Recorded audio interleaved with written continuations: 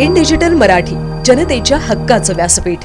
विषय असा आहे, गौरव भालेराव यांनी 2 दिवसापूर्वीच अनाधिकृत बारच्या संदर्भामध्ये तक्रारी केलेल्या होत्या पोलीस स्टेशनला, विठ्ठलवाडी पोलीस स्टेशनला। आणि तक्रारीची दखल घेतली जात नाही। बार तोडण्यासंदर्भामध्ये त्यांनी 90 बार आणि तो दुसरा कुठला बार ॲपल का काय, त्या बारच्या संदर्भात त्यांनी वरिष्ठ पोलीस निरीक्षकाला सांगितलं होतं, पण त्यांनी त्याच्यावर कारवाई केली नाही। उलटी कारवाई गौरव भालेरावरच झाली। त्याच्यावर 38चा कुठला तरी एक मॅटर मुंबईचा आहे, त्याच्यामध्ये 21/8 तारीख आहे आणि पोलिसांनी आज त्याच्याकडे असं जसं का अतिरेकी पकडतात त्याप्रमाणे 10 पोलीस त्याच्या घरी गेले 138च्या मॅटरसाठी। आणि PIने, ते पडवळ PI आहेत, त्यांना आम्ही पर्सनली जाऊन भेटलो। त्यांना सांगितलं तुमच्याकडे एवढा क्राईम आहे, एवढे बार आहे, त्याच्या संदर्भात तुम्ही राग काढण्यासाठी हाच वेळ तुम्हाला मिळाली होती का? तुम्ही 21/8ची तारीख आहे, तुम्ही त्याला सांगू शकता, वॉर्निंग देऊ शकता का? तुम्ही जाऊन कोर्टामध्ये जाऊन वॉरंट कॅन्सल करू शकता।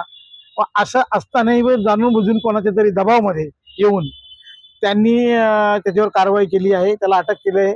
आता त्याचे थोडं त्याला त्रास झाल्यामुळे तो ॲडमिट झालेला आहे। उद्या त्याला सकाळी जामीन मिळेल आणि मोठा काय विषय एवढा मोठा नाही, 3 लाखाचा विषय। उल्हासनगरमध्ये बारवाले आणि दुसरं कोण, कारण आजच्या परिस्थितीमध्ये गौरव भालेराव हे शरद पवारांच्या राष्ट्रवादीमध्ये आहेत, तर त्यांच्यावर ही कारवाई इथल्या राजकीय लोकांनी जाणूनबुजून करून आणलेली। कारण मधल्या काळामध्ये त्याच्या माझ्यासोबत तो शरद पवारांच्याकडे, जयंत पाटलांच्याकडे, यांच्याकडे सगळ्या लोकांच्याकडे येत होता।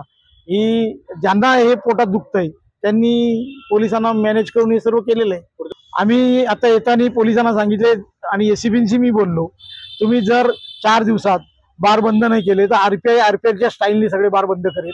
आणि जे लेडीज बार आहेत त्याच्यात जो गंगानाच आहे, त्याच्यामुळे जे अनाधिकृत पैसा आणि वारेमाप पैसा पोलिसांना दिला जातो त्या भागातल्या त्या पडवळांना, त्या पडवळांची कारवाई केली पाहिजे। या अनुषंगाने आम्ही त्यांच्या विरोधामध्ये गेली 4 दिवस वाट बघणार। 4 दिवसानंतर रिपब्लिकन पक्षाच्या वतीने आंदोलन छेडलं जाईल।